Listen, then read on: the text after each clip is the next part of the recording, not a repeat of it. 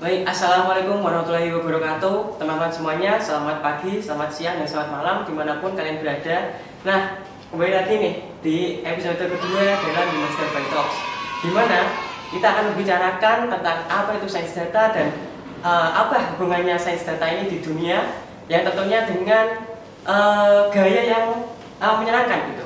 Dimana kita di sini akan mengundang beberapa narasumber yang tentunya sudah berpengalaman di bidang sains data itu sendiri. Barang seperti itu, Mas. Benar banget Mas Ivan. Nah, kali ini kita akan membahas mengenai bukan membahas deh. Kita mungkin sering berpikir deh, kenapa sih kita harus belajar data gitu? Emang dari data ini kita bakal kerja apa aja sih gitu? Nah, atau bahkan kenapa gue itu harus memilih jurusan yang berhubungan dengan data ini. Nah, tenang, kita semua pasti pernah di fase itu. Nah, pada hari ini kita akan mengupas tuntas mengenai ini bersama-sama. Jadi pada episode kali ini kita akan membahas tentang kenapa kita itu harus belajar sains data. Kenapa pada era digital ini kita itu harus belajar sains data. Nah, pada hari ini kita kedatangan narasumber yang tentunya tidak kalah menarik dari narasumber kita pada episode pertama kemarin. Nah, di mana beliau ini merupakan salah satu dosen dari prodi S1 Sains Data di Unimus itu sendiri. Di mana beliau itu sudah berpengalaman dalam penelitian, pengabdian masyarakat, hingga proyek-proyek yang berhubungan dengan sains data. Nah, narasumber kita kali ini bernama Ibu Ariska, di mana beliau ini mengajar sebagai dosen, tentunya tidak hanya dalam sains data, tapi juga statistika. Nah, sekarang kita akan sambut Ibu Ariska. Nah, mungkin bisa diperkenalkan terlebih dahulu, Ibu Ariska. Oke, thank you so much untuk undangannya hari ini. Senang sekali bisa ketemu sama teman-teman semua ya. Perkenalkan, saya Ariska Room. Saya di sini sebagai dosen ya. Tentunya sebagai dosen di Universitas Muhammadiyah Semarang di program studi S1 Sains Data. Dan kalau tentang sains data memang luar biasa ya, tapi saya juga tidak menutup kemungkinan bahwasannya memang sains data ini luar biasa. Begitu banyak peluang-peluang yang luar biasa di luar saya tentang sains data ya. Mungkin bisa diceritakan nih Bu Ariska mengenai bagaimana Bu Ariska ini tertarik terhadap sains data gitu. Mungkin dulu sebelum jadi dosen itu jurusannya itu milih apa gitu? Oke, sebenarnya dulu itu karena saya sebenarnya jurusannya statistik ya, dari D3 saya D3 dulu, baru ke S1, baru ke S2, dan semuanya itu adalah statistik. Kebetulan saya dari Sumatera, gak tahu kenapa pokoknya dulu setelah lulus SMA itu pengennya pokoknya jurusannya statistik. Jadi mau dimanapun kuliahnya, pokoknya saya cuma ngomong sama orang tua itu pilihannya cuma pengennya dua, kuliahnya harus di Jawa dengan jurusan statistik ya. Karena memang basicnya saya itu tidak terlalu suka matematika, tapi saya tertarik dengan statistik karena dia memberikan insight ya. Jadi apa yang kita hitung di sana, apa yang kita hasilkan di sana itu ada hasilnya, ada interpretasinya, ada insight-nya. Di situ yang membuat saya optimis atau membuat saya yakin untuk memilih statistik sih waktu itu. Jadi hingga akhirnya masuk kepada era yang sekarang karena perkembangan ilmu statistik yang luar biasa ya, dibarengi dengan teknologi yang luar biasa, sehingga muncullah program studi baru, muncullah beberapa peminatan baru seperti sains data yang mengcompare sebenarnya keilmuan tentang informatika dan keilmuan tentang statistik. Makanya saya akhirnya ya masuk ke dalam dunia sains data itu ya bermula dari situ ya. Terus menurut Ibu Ariska sendiri nih, setelah mengikuti atau mendalami ilmu statistika, Nah itu menurut Ibu Hariska perbedaan antara statistik dengan sains data itu apa seperti itu? Iya, karena saya kuliahnya kebetulan di statistik, terus akhirnya sekarang ngajarnya di prodi sains data, ya kan, sehingga akhirnya saya menemukan beberapa perbedaan, ya kan, antara statistik dan sains data sendiri ini. Yang pertama sebenarnya kalau di statistik dulu, ketika saya kuliah itu saya benar-benar dari nol mempelajari statistik, ya. Kalau statistik itu kita belajar mulai dari pengumpulan datanya, surveinya, bagaimana mengumpulkan data secara langsung, terus teknik pengambilan sampelnya, lalu kita juga melakukan validasi terhadap data yang kita dapatkan, terus kita juga menganalisis. Sedangkan kalau di sains data itu kan kita ada campuran dengan informatika, sehingga setelah saya berkecimpung di dalam statistik mulai dari nol, saya melihat perbedaan di sains data ini adalah bagaimana dia menambahkan keilmuan informatika, ya, seperti codingan yang dan lain sebagainya, sehingga saya juga harus menyesuaikan keilmuannya saya bagaimana nantinya metode-metode statistik yang saya pelajari sebelumnya itu digabungkan dengan informatika sehingga muncullah sains data, ya. Jadi memang lebih kepada pengembangan teknologi yang zaman sekarang, sehingga ya di situ perbedaan dari statistik dan sains data, ya. Jadi kalau memang statistik itu dari mulai dari dasar kita mempelajarinya mulai dari pengumpulan dari secara manual konvensional baik gitu, ya. Tapi kalau di sains data kita biasanya mengumpulkan datanya itu sudah dalam bentuk scraping dan lain sebagainya, seperti itu. Itu bedanya di situ sih. Nah jadi seperti yang kalian ketahui ya bahwasanya dari episode 1 kemarin sudah diketahui bahwasanya sains data itu memang gabungan antara statistika dan informatika, atau setidaknya memuat antara kedua ilmuwan tersebut lah, seperti yang dibicarakan oleh Ibu Hariska tadi. Yeah. Nah, Mas Mandela ini kan pernah berpikir gak sih kayak kita ini kan pernah membuka YouTube dan Spotify lah tentunya kan. Ya, nah, benar banget, Mas. Mas Mandela ini pernah kepikiran gak sih kayak kenapa kita ketika membuka YouTube dan Spotify ini kenapa kok sudah ada lagu-lagu yang kita ini tertarik gitu? Nah, benar banget, Mas. Saya juga kadang gimana ya, merasa ini kok padahal saya nggak nge-search di misalnya di Spotify-nya. Padahal saya nggak nge-search, tapi dia itu kok bisa tahu saya pengen lagu itu gitu ya. Nah, menurut dari Ibu Hariska sendiri nih, dari pandangan sains data itu kenapa kok tiba-tiba algoritmanya ini bisa langsung tahu kesukaan kita seperti itu? Iya, itu bergantung kepada, biasanya kan kalau kita penasaran, kalau kita suka dengan suatu hal kan kita pasti cari gitu di internet apapun. Nah, algoritma itu loh yang menghubungkan baik dari dari Google, dari Instagram, dari manapun ya, TikTok, dari manapun. Kalau misalkan kita lagi suka sama satu hal, ya kita cari hal tersebut baik di web, ya kan, di beberapa sosial media. Nah, algoritma itu yang yang menghubungkan ke media sosial yang lainnya, sehingga apa yang kita cari, apa yang kita inginkan pada saat itu pasti akan sering muncul, ya kan? Karena sering muncul, karena algoritma itu mengikuti, ya kan? Pasti setiap pencarian, mungkin pencariannya di handphonenya Mas Ivan dengan Mandala pasti akan berbeda, ya kan? Karena kan tergantung sama insight-nya kita, apa yang mau kita cari di sosial media itu kan. Nah, kalau misalnya kita sudah search salah satu di sosial media, itu biasanya akan mengikuti algoritmanya, besok-besok akan muncul hal-hal tersebut. Misalnya kita contoh kecil, saya itu suka search soal makanan di Instagram, ya. Nah, kalau dilihat di ekspor saya itu isinya tentang makanan semua, ya, karena memang saya suka search tentang makanan. Begitu pula memang di sosial media lainnya, saya juga search tentang vlog makanan, misalkan di TikTok seperti itu, ya. Itu akan muncul terus bagaimana tentang video-video tentang makanan seperti itu. Nah, itu kan algoritmanya berhubungan satu sama lain, karena salah satu perlakuan dari kita tadi yang awal tadi. Nah, Berarti kita tahu nih Mas Mandela bahwasanya jawabannya itu ternyata lagi lebih data ya. Data lagi ya Mas.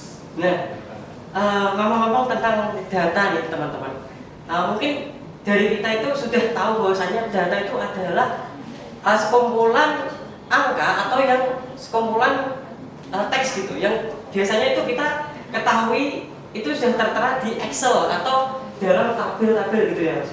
Nah, ngomong-ngomong tentang hal tersebut, menurut Ibu Ariska sendiri bahwasanya apa sih sebenarnya data itu? Apakah data itu melulu tentang angka atau teks gitu? Ya, mungkin ketika saya dulu waktu kuliah statistik, saya taunya data itu angka, ya. Karena yang saya kumpulkan pada saat itu, saya dulu ikut survei selama 2 tahun berturut-turut di Badan Pusat Statistik. Yang saya lakukan adalah pengumpulan data, tapi tetap juga ada opininya, ada data kualitatifnya, ya kan, yang saya lakukan. Sampai akhirnya saya di Sains Data, akhirnya saya menemukan ternyata data itu tidak hanya angka.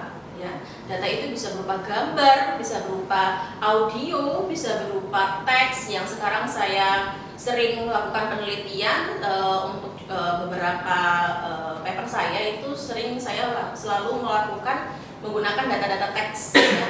Jadi terkait berita, terkait sentimen analisis, terkait rating dan lain sebagainya, itu yang saat ini sedang saya berusaha untuk kembangkan. Karena menarik nih, kalau biasanya kita melihat angka, ya kan, melihat nilai koefisien, melihat nilai RMS-nya dan lain sebagainya kan dari angka-angka semua itu. Nah, bagaimana dalam data yang teks ini juga ternyata bisa memunculkan suatu hasil analisis yang luar biasa, yang bahkan bisa lebih besar analisisnya, bisa lebih luas analisisnya ketika kita bisa menggunakan data teks seperti itu. Oh, jadi data ini memang bukan melulu tentang angka dan teks ya Bu. Berarti dia itu bisa berupa video ataupun gambar. Iya. Ternyata memang sangat luas sekali ya Mas. Luas banget ya Mas. Lalu berbicara tentang data yang itu bisa berbentuk gambar sama video. Nah, akhir-akhir ini kan kita tahu gitu bahwasanya di Google itu kan meluncurkan yang namanya AI VO3. Yeah. Nah, itu kan katanya AI tersebut itu kan mengkonsumsi dari data. Nah, apakah benar bahwasanya AI kayak ChatGPT, Gemini dan lain sebagainya itu bahan bakarnya data gitu? Iya, karena bahan bakarnya data dan dia dihubungkan dengan algoritma yang ada, ya kan? Itu kan semua sesuatu hal biasanya karya-karya yang diciptakan sekarang itu pasti kan by data, kebutuhan seseorang. Kenapa sih sekarang ada ChatGPT? Ya karena memang mungkin sekarang karena perkembangan teknologi yang ada, ya kan, akhirnya ChatGPT memudahkan pekerjaan orang, ya kan, sehingga insight-nya lebih luas, lebih tinggi dari situ. Jadi biasanya hal-hal tersebut yang akan dibuat itu pasti karena memang peminatnya atau memang dibutuhkan oleh banyak orang seperti itu. Nah, seiring dengan bertambahnya peminat itu ya Bu, pasti kan perlu ada orang yang mengerti bagaimana cara mengolah data ini. Iya. Nah, sebenarnya di sains data ini itu apa sih Bu? Apanya? Mungkin bagaimana caranya dia ini tuh bisa mengolah data gitu. Apakah kita itu harus memerlukan skill matematika tertentu gitu?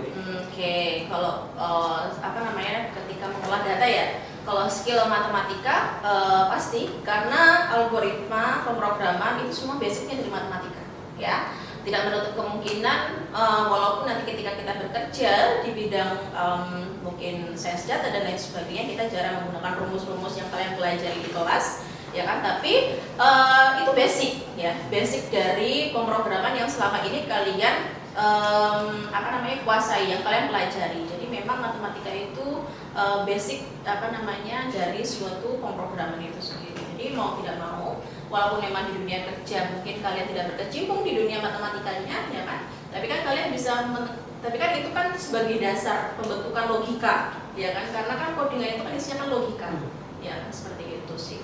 Waduh, jadi kita harus tetap suka sama matematika. Ya, karena memang itu sebenarnya sangat berhubungan kan ya. Kalau kalian menghitung nilai rata-rata, menghitung nilai varian, itu kan semua tentang matematika ya kan. Itu basicnya ya, seperti itu sih. Nah, saya pikir ngoding itu nggak ada matematika ya? Ya, kayak gimana? Ini aja sih ngetik-ngetik. Ngetik-ngetik aja ya, karena Iya. sekarang kan memang banyak sekali sudah dikembangkan beberapa package-package yang sudah ada gitu kan di beberapa bahasa pemrograman, sehingga kita kadang melupakan matematika karena kan seperti itu. Tapi sebenarnya itu adalah basic kita untuk pemrograman seperti itu. Nah, kalau Mas Mandiri sendiri suka matematika nggak, Mas? Karena saya juga ada di jurusan sains data, mau tidak mau ya juga saya harus bisa gitu. Iya. Mas. Mau nggak mau. Iya. Jadi seperti yang didengar ya teman-teman, bahwasanya matematika itu tetap ada gitu. Nah, berbicara tentang matematika dan coding, bahwasanya soft skill apa aja selain itu yang diperlukan untuk desain data ini? Oke, soft skill apa aja yang diperlukan untuk sains data? Sebenarnya banyak sekali ya, terutama tentang pemrograman itu pasti. Jadi kalau kalian tahu pernah buka jobs hire itu tentang sains data, itu ada beberapa tools yang memang diwajibkan untuk kalian kuasai ya. Bisa seperti MySQL ya kan, TabView atau Power BI ya kan, ada bahasa Python atau RStudio. Itu biasanya menjadi salah satu syarat ya ketika kalian melamar kerja sebagai baik itu data science, data analis ya. Kalau kalian cari itu pasti akan muncul skill-skill itu. Satu, kedua, pembelajaran machine learning itu juga pasti akan mengikuti karena itu sebagai bentuk pengembangan teknologi yang ada ya kan. Yang selanjutnya biasanya kalian juga selain harus bisa mengoding, selain kalian harus bisa menganalisis, kalian juga harus bisa interpretasi. Jadi ini terkadang kekurangannya seseorang analis itu mereka hanya bisa menganalisis, menginterpretasikan tapi selesai. Mereka tidak jarang sekali yang bisa mengasah skill komunikasi, cara menyampaikan hasil analisisnya itu seperti apa. Itu sebenarnya penting ya. Jadi karena kita tahu hasilnya karena hasilnya kan kita yang bikin ya. Misalkan kita saat dikasih data nih sama perusahaan, kita disuruh menganalisis, disuruh kasih hasil kesimpulan hasilnya apa. Tapi kan cara menyampaikannya, kalau kita kan menyampaikannya kan berdasarkan bahasa statistik kita. Tapi kan bahasa statistik kan belum tentu diketahui oleh orang lain ya kan, seperti itu. Jadi kita juga harus belajar sih, harus punya kemampuan itu agar orang lain yang mendengarkan hasil yang kita analisis itu tadi, itu mereka akhirnya mengerti, akhirnya mereka punya insight-nya. Oh ternyata dari sekian raw data yang saya dapatkan ini insight-nya seperti itu. Jadi skill dalam komunikasi ya kan, menggunakan bahasa-bahasa sederhana yang berbobot ya. Lalu juga menginterpretasikannya lebih bisa lebih dipahami dengan orang lain seperti itu. Yang selanjutnya apalagi kalau misalkan mau mendaftar pekerjaan, itu kalau menjadi nilai plus itu kalau kita bisa punya pelatihan ya, kita ikut pelatihan, kita punya portofolio. Jadi sebenarnya kalian juga bisa mencari di beberapa platform itu yang biasanya mengadakan pelatihan, lalu juga kalian bisa mencoba untuk bikin portofolio project. Jadi seperti kalian bikin sendiri portofolionya ya kan, kalian membuat suatu projectnya, itu yang akan menjadi nilai tambah untuk kalian bisa mendapatkan tentang data science seperti itu. Nah, jadi soft skill-nya ternyata yang dibutuhkan ini sangat banyak juga ya Mas Mundi, kalau mau masuk buat data gitu. Nah, lalu setelah soft skill nih Bu Rizka, jadi kita kan tahu bahwasanya statistika itu kan nanti bekerjanya itu seperti yang kita tahu lah, itu mendata ini dan lain sebagainya. Nah, lalu untuk sains data sendiri, kira-kira 5 tahun ke depan ini apakah makin ramai gitu dunia kerjanya? Oke, luar biasa ya, karena berdasarkan pernah saya baca di World Economic Forum mengenai sains data, itu pekerjaan data science atau data analis itu menjadi top 3 yang paling dicari di tahun 2027 itu menurut World Economic Forum. Jadi nanti bisa dilihat ya datanya ya, bahwasanya memang dunia kerja ya kan, sains data ini kan tumbuh karena memang kebutuhan di dunia kerja ya kan, terkait dengan data science yang dimana dia perkembangan sebenarnya dari data analis, dimana kalau data analis itu kan dia tahapannya seperti menganalisis laporan ya kan, dan lain sebagainya. Tapi kalau di data science ini kan kita membangun model machine learning, membangun model prediksi algoritma dan lain sebagainya. Nah itu perkembangan perbedaan ya dari data analis dan data science. Jadi banyak sekali yang memang mungkin bertanya-tanya bedanya apa sih data science sama data analis ya, seperti itu. Kalau analisis tuh ya kita sampai di pada data itu kita analisis selesai. Tapi kalau misalnya di data science kita membangun algoritma, membangun model dan lain sebagainya, karena memang saat ini kan kebutuhan data yang ada kan memang cukup besar. Nanti bisa dicek di World Economic Forum itu menjadi top 3 bahkan untuk data science. Nah, seperti yang Ibu Hariska bilang tadi, bahwasanya data ini menjadi top 3 pada World Economic Forum, teman-teman. Nah, sekarang saya mau tanya Bu, kadang saya juga melihat iklan-iklan seperti di Instagram gitu, yang menyediakan kursus gitu mengenai data-data ini. Nah, pertanyaan saya adalah, lalu bagaimana perusahaan di Indonesia sendiri gitu Bu? Apakah kita mempunyai peluang untuk masuk ke dalam perusahaan itu? Dan bagaimana kalau di luar negeri juga?